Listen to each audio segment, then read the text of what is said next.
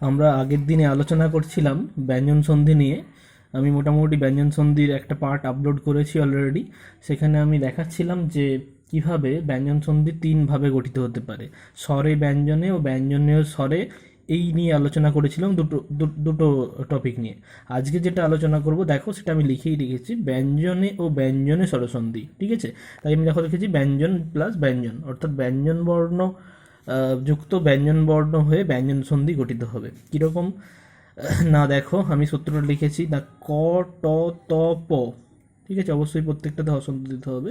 ক ট ত প যদি পূর্ববর্তী শব্দের শেষ ধ্বনি হয়, তার পরবর্তী শব্দের যদি এই এতগুলো ধ্বনি থাকে, কি না গ ঘ বর্গের জ ড ঢ দ ব ভ কিংবা অন্তস্থ জ র ল ব হ, এই বর্ণগুলো থাকে।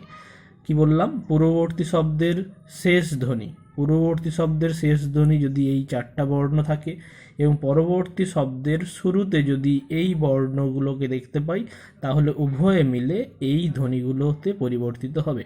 ঠিক আছে, কি হবে, কিসে পরিবর্তিত হবে? না গ, ড, দ আর ব। কি হচ্ছে ব্যাপারটা? না ক স্থানে গ হবে, ক গ হবে, ট ড হবে। আগের দিনের নিয়মটাতেও এটাই ছিল। আগের দিনে ক স্থানে গ হচ্ছিল ঠিকই, কিন্তু পরবর্তী ধ্বনিতে স্বরবর্ণ ছিল। কিন্তু পূর্ববর্তী শব্দে যে শেষে ক ছিল সেটা গ এতে রিপ্লেস হয়ে যাচ্ছিল। এক্ষেত্রে পরবর্তীতে ব্যঞ্জন ধ্বনি থাকলেও ক গতে পরিণত হবে, ট ডতে পরিণত হবে, ত দতে পরিণত হবে, প বতে পরিণত হবে। আগের দিনের ভিডিওটা একটু মন দিয়ে দেখে নিবে, তাহলে দুটোর মধ্যে একটা তোমরা পার্থক্য তৈরি করতে পারবে। ঠিক আছে, এটুকু আমরা বুঝতে পারছি এখানে যে পূর্ববর্তী শব্দের শেষ ব্যঞ্জন ধ্বনি, পরবর্তী শব্দের শুরুতেও এই ব্যঞ্জন ধ্বনিগুলো থাকলে উভয় মিলে আমরা মোটামুটি এই ব্যঞ্জন ধ্বনিগুলো পাবো। কি দেখতে পাচ্ছি এখানে? ক স্থানে গ, ট স্থানে ড, ত স্থানে দ, প স্থানে ব। একটা করে উদাহরণ দিয়ে দেখি কিভাবে এরা ব্যঞ্জন ধ্বনি তৈরি করতেছে। না দেখো, প্রথমে ক স্থানে গ যেটা সেটা লিখছি, বাক, বাক, বাক যুক্ত দান সমান কি হয়ে যাবে? আমি বলেছি কটা গ হয়ে যাবে, তাহলে বসে যাবে বয়াকার গ, আর বাকিটা যেমন আছে তেমন বসে যাবে বাগদান। বোঝা গেল নিশ্চয়ই? একইভাবে যদি আমরা করি বাগ দত্তা করি, বাগ দত্তা করলে কি করব? সমান দিয়ে একইভাবে লিখব। কি আনবো এবারে? বাক, কয় হসন্ত আনবো, বাক আর যুক্ত দত্তা। হোম টাস্কে আমি কিছু প্র্যাকটিস করতে দেবো, তখন আমাকে করে দেখাবে। এবার আমরা পরবর্তী নিয়মে যাই। ট স্থানে কিভাবে ড হচ্ছে এবং সেই ডয় শূন্য রতে পরিণত হয়ে যাবে।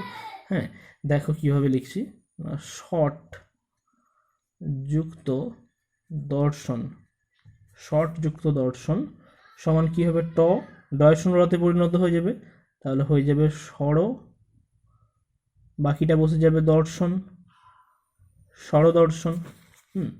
একইভাবে আমরা স্বরভুজও করতে পারি, স্বরভুজ, স্বরভুজ কী হবে এটা করলে? শর্ট, রয়ের জায়গায় ট বসে যাবে, শর্ট যুক্ত ভুজ। ওকে, ত আর দ, ত পরিবর্তিত হয়ে দয়ে পরিণত হবে। একটাই উদাহরণ দেবো, একদম সহজ, বইয়ে আছে, আমি হোম টাস্ক করতে যখন দেবো অনেকগুলো বেশি করে দিয়ে দেবো। কী হবে? জগৎ, খণ্ডত্ব মানে আমি বলেছিলাম তো, জগৎ যুক্ত বন্ধু, তাহলে কি হয়ে যাবে? জগৎ, তয়ের জায়গাটায় শুধু দ বসে যাবে, তাহলে আমি লিখে দিই, যেমন জগ আছে জগ লিখে দিলাম, তয়ের জায়গায় দ লিখে দিলাম, জগৎ হয়ে গেল, হসন্ত দিতে হবে, আর বন্ধু তো যেমন আছে তেমন বসে যাবে, তাহলে জগবন্ধু, জগবন্ধু হয়ে গেল। ঠিক আছে, একইভাবে আমরা সদ্গুরু করতে পারি। সদ্গুরু কি হবে? সৎ, সৎ যুক্ত গুরু, একই জিনিস, দন্তস্থ খণ্ডত্ব যুক্ত গুরু, দয়ের জায়গাটায় ত বসে যাচ্ছে। ওকে, পরের নিয়মে যাই।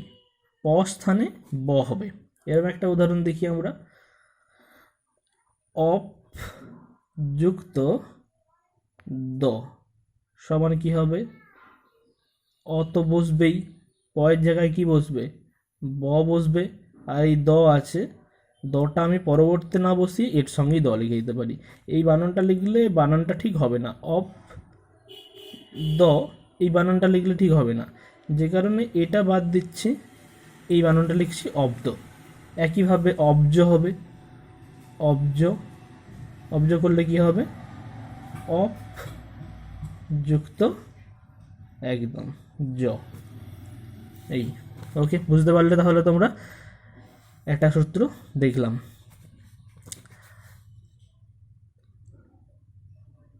পরের সূত্র দেখি। পরের সূত্রটা এইরকম,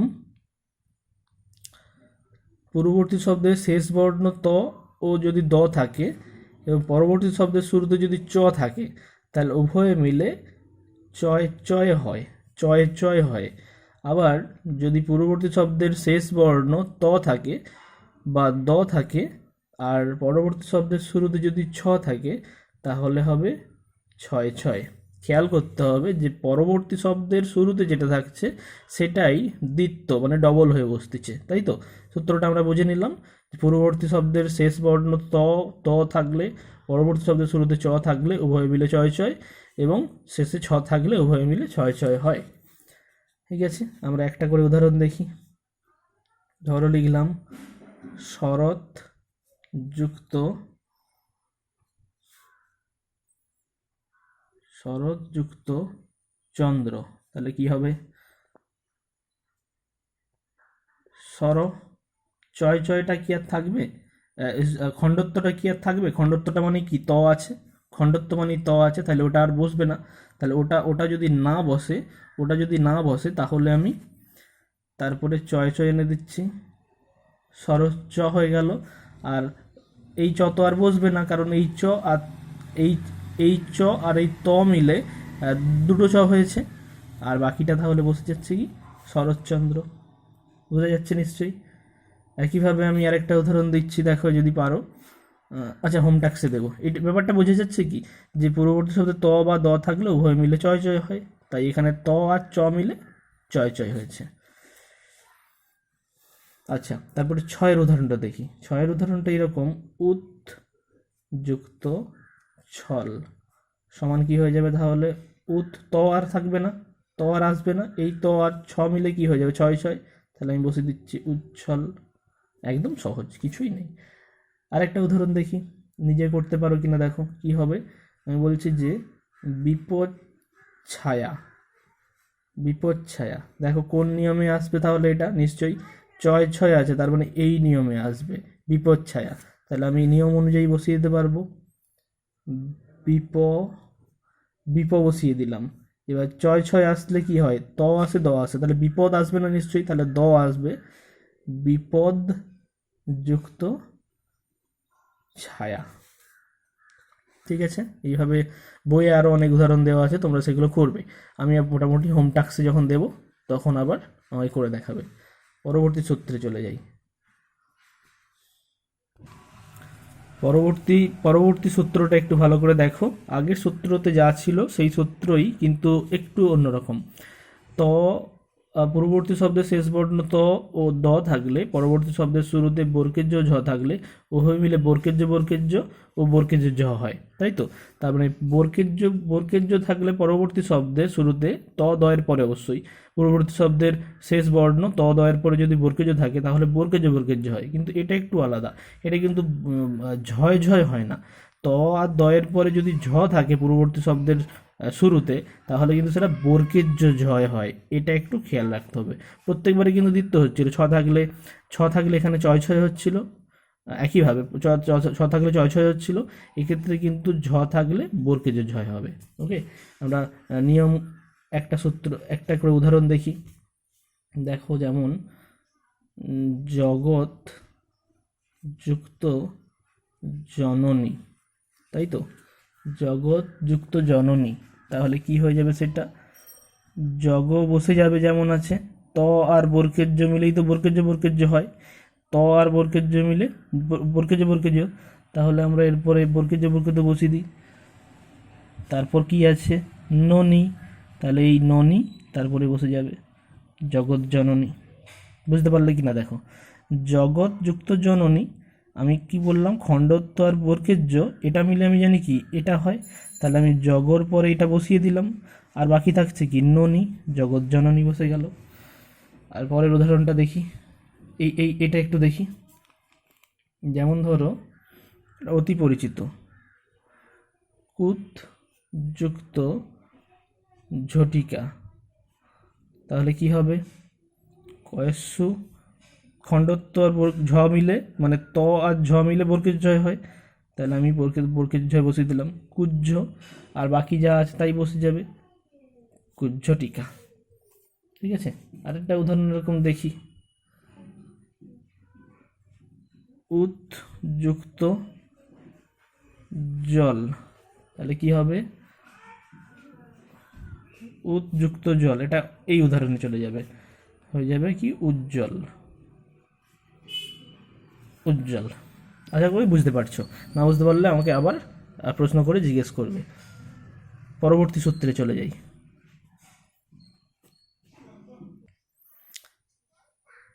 দেখো আমি পরবর্তী সূত্রে চলে যাচ্ছি, কি লিখেছি, ত আর দয়ের পরে যদি দন্ত্যন্য ম থাকে, অর্থাৎ পূর্ববর্তী শব্দের শেষ বর্ণ ত আর দয়ের পরে যদি পরবর্তী শব্দের শুরুতে দন্ত্যন্য ম বর্ণ থাকে, তাহলে উভয় মিলে দন্ত্যন্য দন্ত্যন্য ম হয়। তাহলে কি হবে, ত আর দয়ের পরে যদি দন্ত্যন্য থাকে তাহলে উভয় মিলে দন্ত্যন্য হলো। আর ত আর দয়ের পরে যদি ম থাকে তাহলে উভয় মিলে হবে দন্ত্যন্যময়। একই নিয়ম, দন্ত্যন্য থাকলে দন্ত্যন্য, আর ম থাকলে এই দন্ত্যন্যময় যুক্ত হয়ে বসছে, আগের সূত্রের মতনই। একটা করে উদাহরণ আমরা দেখি কিরকম আছে না, বিদ্যুৎ জগৎ যুক্ত নাথ, জগৎ যুক্ত নাথ সমান কি হবে, জগৎ তো বসেই যাবে, আর ত আর দন্ত্যন্য মিলে কি হয়ে যাবে, দন্ত্যন্য, তাহলে জগন দন্ত্যন্ত বসিয়ে দিলাম, আর বাকি পড়ে থাকছে কি, থ পড়ে থাকছে বাকি, তাহলে জগন্নাথ। ঠিক আছে, একইভাবে আরেকটা উদাহরণ যদি দেখি, এদিকে উদাহরণটা দেখছি, পাশে লেখার জায়গা নেই, এদিকে দেখছি, এই জন্যে ধরো আমি লিখলাম উত যুক্ত নিত, তাই তো, তাহলে খণ্ডত্ব মানে ত আর দন্ত্যন্য মিলে কি হয়ে যাবে, দন্ত্যন্যয়, তাহলে সেটা হয়ে যাবে উ বসে গেল, আর তাহলে কি পেলাম আমরা এবারে, দন্ত্যন্য উন্নীত, আর নিত বসিয়ে দিলাম উন্নীত। এবার ত আর দয়ের পরে যে ম থাকলে দন্ত্যন্যময় হয়, এর একটা উদাহরণ আমরা দেখি কীরকম না, ধরো উত যুক্ত মেষ, তাহলে কি হয়ে যাবে, হস্যু খণ্ডত্ব আর ম মিলে দন্ত্যন্যময়। এবার মেষের একার আছে, তাহলে একার বসে যাবে, আর পড়ে থাকছে কি মূর্ধন্যস্ব, তাহলে উন্মেষ। আর একটা উদাহরণ দেখি, উত যুক্ত মুখ, তাহলে কি হবে, হস্যু খণ্ডত্ব আর ম মিলে দন্ত্যন্যময়। এবার এই যে হস্যু আছে, উন্মুখ, আর কি পড়ে থাকছে খ, তাহলে উন্মুখ। ঠিক আছে, বোঝা গেল। তাহলে আমরা পরবর্তী সূত্রে শিখলাম যে ত আর দয়ের পরে দন্ত্যন্য আর ম থাকলে উভয় মিলে দন্ত্যন্য ও দন্ত্যন্যময় হয়। দেখো বুঝতে পারলে কিনা। পরবর্তী সূত্রে আমরা চলে এসেছি। পরবর্তী সূত্র এটাই, একই রকম আগেরই মতো, ত আর দয়ের পরে পূর্ববর্তী শব্দের শেষ বর্ণ ত অথবা দ থাকলে, তারপর পরবর্তী শব্দের শুরুতে যদি ল বর্ণ থাকে তাহলে উভয় মিলে লয় লয় হয়। প্রত্যেক ক্ষেত্রে খেয়াল রাখতে হবে কিন্তু পরবর্তী শব্দের শুরুতে যে বর্ণ থাকে সেটাই কিন্তু দ্বিত্ব হচ্ছে। কিরকম একটা উদাহরণ দেখি, একদম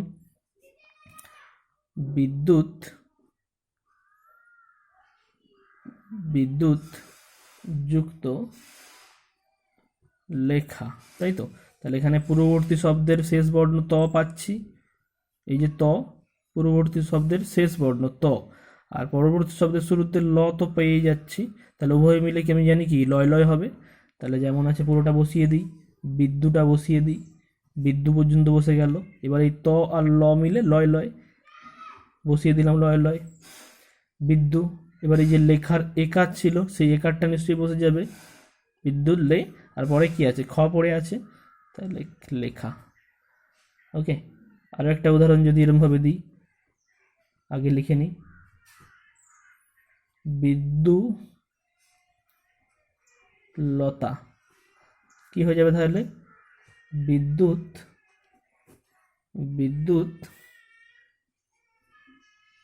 যুক্ত লতা। ঠিক আছে, পরবর্তী সূত্রে চলে যাই। পরবর্তী সূত্রটাও একই রকম, একইভাবে পূর্ববর্তী শব্দের শেষ বর্ণ ত দ থাকলে, পরবর্তী শব্দের শুরুতে তালবস্য অথবা হ থাকলে উভয় মিলে চয় ছয় বা দয় ধয় হয়। দেখো তাহলে পূর্ববর্তী শব্দের শেষ বর্ণ ত দ আর পরবর্তী শব্দের শুরুতে তালবস্য থাকলে কি হচ্ছে, চয় ছয় হচ্ছে। আর পূর্ববর্তী শব্দের শেষ বর্ণ ত দ থাকলে এবং পরবর্তী শব্দের শুরুতে হ থাকলে সেটা হবে দয় ধয়। ঠিক আছে, এর একটা উদাহরণ দেখি প্রথম সূত্রের। তো লিখলাম চলত যুক্ত শক্তি। ঠিক আছে, ত পেয়ে গেছি এখানে, তালবস্য শুরুতে, তাহলে আমি কি জানি কি হবে, উভয় মিলে চয় ছয় হবে, এই নিয়ম কাজ করতে হবে। তাহলে আমি দেখিয়ে দিই বাকিটা, চলো তো থাকবেই, ত আর তালবস্য মিলে চয় ছয়, তাহলে বসিয়ে দিই চয় ছয়, আর কয়তে হস্যই পড়ে থাকছে, চলো শক্তি। ঠিক আছে, আর একটা উদাহরণ এরকম দেখি, উত যুক্ত শ্বাস সমান কি হবে, ত আর তালবস্য আছে, তাহলে এক্ষেত্রে কি হয়ে যাবে, পূর্ববর্তী সব এক্ষেত্রে কি হয়ে যাবে, চয় ছয় তো হবেই, কারণ ত আর তালবস্য আছে, চয় ছয় তো হবেই, আর কিন্তু এই বটা এর পেছনে যুক্ত হয়ে যাবে। তাহলে হস্য বসিয়ে দিই, আর এই সূত্র যা পেয়েছি আমরা, চয় ছয় ব, আর আকার আছে আর দন্তস্ব পড়ে আছে উচ্ছ্বাস। ঠিক আছে, এবার এই সূত্রটা আমরা দেখি, কি সূত্র আছে, ত আর দয়ের পরে হ থাকলে দয় ধয় হয়। ওকে, দেখি, উদ যুক্ত হত সমান কি হবে তাহলে, দ আর হ মিলে, দ যুক্ত হ মিলে কি পেয়ে যাব, দেখতেই পাচ্ছি যা পড়ে আছে, দয় ধয়, তাই তো। তাহলে আমি বসিয়ে দিই হস্যু দয় ধয় তো উদ্ধত। আরও একটা উদাহরণ দেখি কি একইভাবে, উত যুক্ত হার সমান কি হবে, উদ্ধার। এই বানানটাও লেখা যেতে পারে, হস্য এটাও লেখা যেতে পারে, উদ্ধার। ঠিক আছে, বোঝা গেল তাহলে। তাহলে আমরা আজকে এতটা পর্যন্তই আলোচনা করলাম। তোমাদের বাণী সংসদের বই দেখবে 28 পেজের সূত্র 8 পর্যন্ত আমরা আলোচনা করে নিচ্ছি। বাণী সংসদের সূত্র 8 পর্যন্ত আমাদের আলোচনা কমপ্লিট। ঠিক আছে, আজকে আমরা দেখে নিই একবার তাহলে কি কি আলোচনা করেছি। আমরা আজকে এই সূত্রগুলো আলোচনা করেছি। ব্যঞ্জনযুক্ত ব্যঞ্জনের সঙ্গে আলোচনা হচ্ছে, এই সূত্র আলোচনা হয়েছে, ক দ হয়, ট ড হয়, ডয় শূন্য র হয়, ত দ হয়, প ব হয়। আচ্ছা, তারপরে এই সূত্র আলোচনা করেছি, হ্যাঁ, চয় ছয় সূত্র, বর্গেজ বর্গেজয় সূত্র, আর শেষে দন্তনময়ের সূত্র, এবং নেক্সট লয়ের সূত্র, চয় ছয় দয় ধয়ের সূত্র। এতটা পর্যন্ত আলোচনা করেছি। বাণী সংসদের বইয়ে বলছি 28 পেজে সূত্র 8 পর্যন্ত আমাদের আলোচনা কমপ্লিট। ঠিক আছে, আচ্ছা, হোম টাস্ক যেগুলো দিয়ে দিচ্ছি আমাকে করে দেখাবে। এই হোম টাস্কগুলো তোমরা আমাকে করে দেখাবে। উচ্চারণ, জগৎবন্ধু, উদ্যম, বাগলোপ, তচ্ছবি, উচ্ছেদ, এতজ্ঝঙ্কার, তন্ময়, তদ্ধিত, উচ্ছৃঙ্খল, উল্লিখিত, চিন্ময়, উল্লেখ, অসজ্জন। ঠিক আছে, আমরা আজকে এখান পর্যন্তই আলোচনা করলাম। তোমরা ভালো করে বইটা অবশ্যই পড়বে, বইটা পড়ে না বুঝতে পারলে আর আমাদের সূত্রগুলো ভালো করে, আলোচনাগুলো একটু ভালো করে দেখবে, আর যদি না বুঝতে পারো অবশ্যই প্রশ্ন করবে। ঠিক আছে, আমরা তাহলে ব্যঞ্জন সন্ধির সূত্র 8 পর্যন্ত এবং বাণী সংসদ বইয়ের 28 পাতা পর্যন্ত পড়লাম। ঠিক আছে, হ্যাঁ, হোম টাস্ক এগুলো দিলাম, এগুলো করে আমাকে দেখাবে। ওকে, থ্যাংক ইউ।